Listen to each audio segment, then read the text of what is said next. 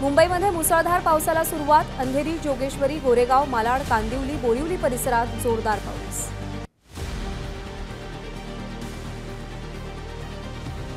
पश्चिम उपनगरातील मुसळधार पावसामुळे अंधेरी सबवे पुन्हा पाण्याखाली, त्यामुळे सबवे वाहतुकीसाठी बंद. ठाणे जिल्ह्यातील डोंबिवली, कल्याण, अंबरनाथ, बदलापूर भागात पावसाचा जोर कायम. सखल भागात पाणी साचायला सुरुवात.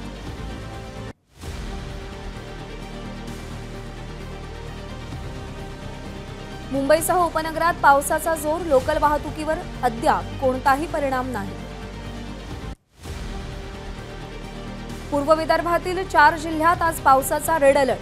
भंडारा, गोंदिया, चंद्रपूर आणि गडचिरोलीमध्ये विजांच्या कडकडाटासह जोरदार पावसाचा अंदाज. सिंधुदुर्ग जिल्ह्याला मुसळधार पावसानं झोडपलं. रात्री झालेल्या मुसळधार पावसामुळे तेरेखोल नदीनं इशारा पातळी ओलांडली. रस्त्यावर पाणी आल्यानं कणकवली हळवल, कणकवली आसरा मार्ग बंद.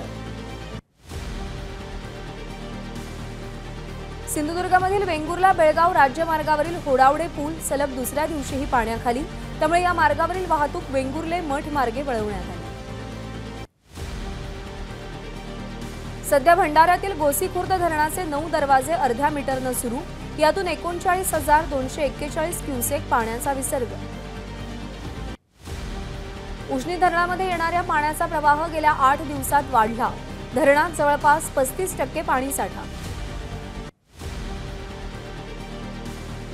परभणीच्या काही भागात जोरदार तर काही ठिकाणी संततधार पावसाची हजेरी. अनेक दिवसांनंतर जिल्ह्यात पावसाचं पुनरागमन.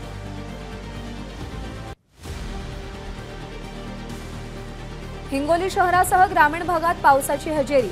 अनेक ठिकाणी पाणी साचलं. शेतीसाठी समाधानकारक पाऊस असल्यामुळे बळीराजा सुखावला. गडचिरोलीच्या सिरोंचा तालुक्यात मुसळधार पाऊस. अनेक घरात पाणी शिरलं. पोलीस प्रशासन आणि आपत्ती व्यवस्थापनाच्या टीमनं स्थानिकांना सुरक्षित स्थळी हलवलं. रायगड जिल्ह्यात पावसाचा जोर कमी झाल्यानं अनेक नद्या इशारा पातळीच्या आत वाहत आहेत. गेल्या 3 दिवसांपासून अनेक नद्या दुथडी भरून वाहत होत्या. नंदुरबार जिल्ह्यातील धरणामध्ये 44.26% पाणीसाठा. मागच्या वर्षाच्या तुलनेत पाणीसाठा 5% कमी, तर जिल्ह्यातील 8 लघु प्रकल्प कोरडेच. नंदुरबारच्या नवापूर तालुक्यातील वांझळे गावात भर पावसाळ्यात पाण्याची मोठी समस्या. महिलांची पाण्यासाठी 1.5 ते 2 किलोमीटर पायपीट. 1.5 वर्षांपासून जलजीवन मिशनचं काम रखडल्यानं स्थानिक संतप्त.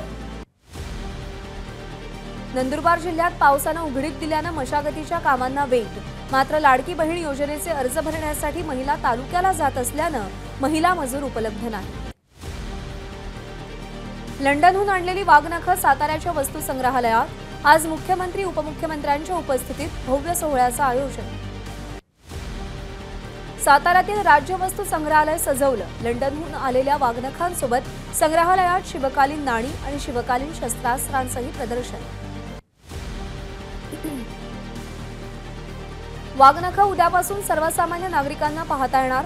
मात्र 10 ते 11 या वेळेत केवळ विद्यार्थ्यांना वाघनखं पाहण्याची परवानगी असेल. आज वाघनखांसह शस्त्र प्रदर्शनाचंही उद्घाटन होणार. ही वाघनखं पाहण्यासाठी शिवप्रेमींची मोठी गर्दी उसळण्याची शक्यता. लंडनहून आलेली वाघनखांबाबतच्या सत्यतेबाबत सरकारनं सांगावं. खासदार सुप्रिया सुळेंची मागणी. तर लंडनमधील संग्रहालयातून वाघनखांबाबत पत्र आल्याचा इंद्रजित सावंतांनी दावा केल्याचंही सुळेंचं म्हणणं. केंद्रीय निवडणूक आयोगाचा ठाकरेंना दिलासा. उद्धव बाळासाहेब ठाकरे पक्षाला निधी स्वीकारण्यास परवानगी. राजकीय पक्ष म्हणून निधी स्वीकारता येणार. मुंबईमध्ये आज काँग्रेस कोअर कमिटीची महत्त्वाची बैठक.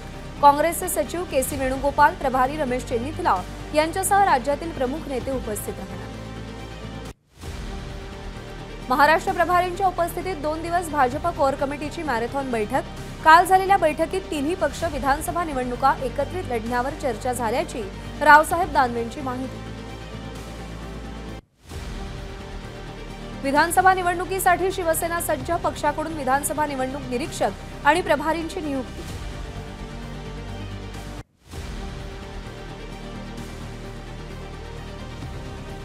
वर्षा बंगल्यावर शिवसेनेची बैठक संपन्न। विधानसभेच्या निवडणुकीत 100 जागा लढवण्याची तयारी, त्यासाठी 100 विधानसभा निरीक्षकांच्या नियुक्तीचे आदेश।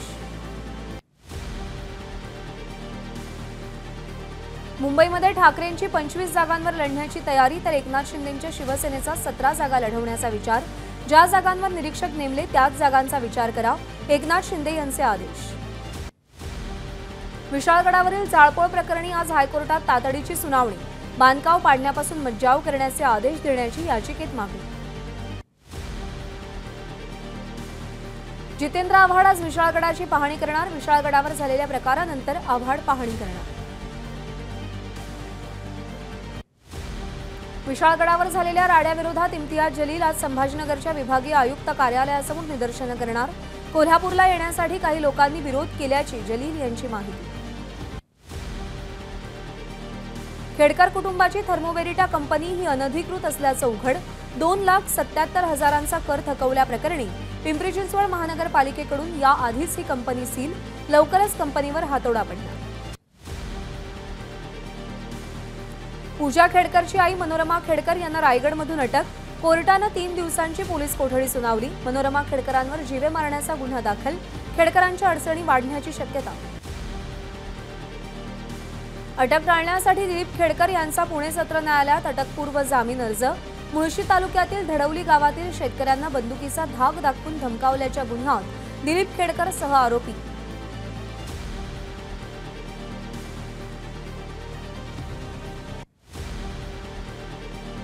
मनोरमा खेडकरांना अटक, मात्र खेडकर कुटुंबियांकडून आम्हाला धोका। मनोरमा खेडकर यांनी धमकी दिलेले शेतकरी कुलदीप पासलकर यांची प्रतिक्रिया।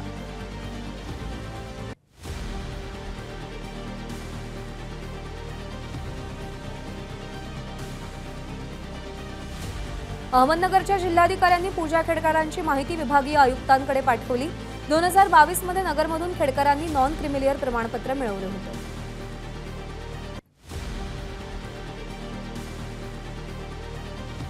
भोसरी विधानसभा मतदारसंघात ठाकरे गटाच्या नाराजीवर बैठक। भोसरी मतदारसंघ ठाकरे गटानं लढवावा अशी आमची इच्छा, ती जागा आम्हालाच मिळणार, पदाधिकाऱ्यांना विश्वास। सोलापूरच्या करमाळा विधानसभेसाठी शरद पवार पक्षाच्या वतीनं माजी आमदार नारायण पाटलांच्या नावावर शिक्कामोर्तब। जयंत पाटील यांच्याकडून नाव जाहीर। वर्ध्यामध्ये 4ही विधानसभेच्या जागांसाठी काँग्रेस आग्रही। महाविकास आघाडीत विदर्भात अधिकाधिक जागा मिळाव्या, काँग्रेसचे जिल्हा निरीक्षक आमदार अभिजित वंजारी यांची प्रतिक्रिया। सावंतवाडी मतदारसंघावर राष्ट्रवादी शरदचंद्र पवार पक्षाचा दावा। शरद पवार राष्ट्रवादी पक्षाचे जिल्हाध्यक्ष अमित सावंत यांनी सावंतवाडी मतदारसंघावर दावा केला। मुंबई उपनगरचे पालकमंत्री मंगलप्रभात लोढा यांच्या अध्यक्षतेखाली आज जिल्हा नियोजन समितीची बैठक। विधानसभा निवडणुकीच्या आधीची ही शेवटची बैठक असेल। पंकजा मुंडे, धनंजय मुंडे आणि वाल्मिक कराड यांची केंद्रीय मंत्री अश्विनी वैष्णव यांच्यासोबत स्वतंत्र बैठक। बीड रेल्वे संदर्भात बैठकीत चर्चा। 3 ऑगस्टला ठाकरे गटातील पदाधिकाऱ्यांचं पुण्यामध्ये शिबिर। उद्धव ठाकरे शिबिराला मार्गदर्शन करणार। पुणे जिल्ह्यातील आणि पश्चिम महाराष्ट्रातील जिल्हाप्रमुख आणि पदाधिकारी शिबिराला उपस्थित राहणार। राष्ट्रवादी शरदचंद्र पवार पक्षाचे अध्यक्ष शरद पवार आज अहमदनगर दौऱ्यावर। अकोले इथे शेतकरी मेळाव्याला हजेरी लावणार। कृषी प्रदर्शनाला उपस्थित राहून सभेला संबोधित करणार। मतदारांना खुश करणाऱ्या योजना आणल्या, मात्र आता लाडका दिव्यांग भाऊ ही योजना सरकारनं जाहीर करावी, आमदार बच्चू कडूंची मागणी। योजना जाहीर करायच्या, पण अंमलबजावणीची जबाबदारी कुणाची? आर्थिक स्थिती नसताना अशा घोषणा का? माजी मुख्यमंत्री पृथ्वीराज चव्हाण यांचा सवाल। तर सरकारनं घोषणा करताना त्याला कायद्याचा आधार द्या, चव्हाण यांचं वक्तव्य। शिर्डीमध्ये प्रभू रामांबद्दल जितेंद्र आव्हाडांनी केलेल्या आक्षेपार्ह विधानाचं प्रकरण। आव्हाडांविरोधातील गुन्हे शिर्डीत वर्ग करण्याचे हायकोर्टाचे निर्देश।